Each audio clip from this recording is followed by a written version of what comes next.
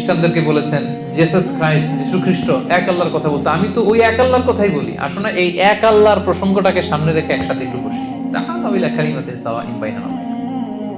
শুধু এখানেই না, এই যে এসেন্স অফ রিলিজিয়ন, রাসূল সাল্লাল্লাহু আলাইহি ওয়াসাল্লাম বোঝাতে চাইলেন যে যে বিষয়টাতে আমরা সবাই এক, তোমরাও এক, same to Musa, same to Jesus, same to me, Tawhid, আসলে এটাতে আমরা একত্রিত হই।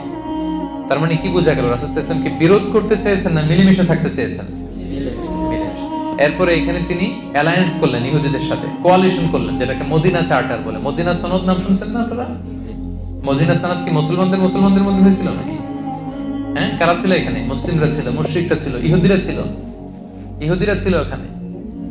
এবং এত সুন্দর, গোটা বিশ্বকে, মানে দ্বিতীয় নজির নাই এই চার্টার থেকে গোটা বিশ্বের এই হিউম্যান চার্টার, এই ডিক্লারেশন, ওই ডিক্লারেশন, নিয়ম কানুন, সব এগুলো রাসূল সাল্লাল্লাহু আলাইহি ওয়াসাল্লামের এখান থেকে কপি করা। এমন ভাবে তিনি ধারা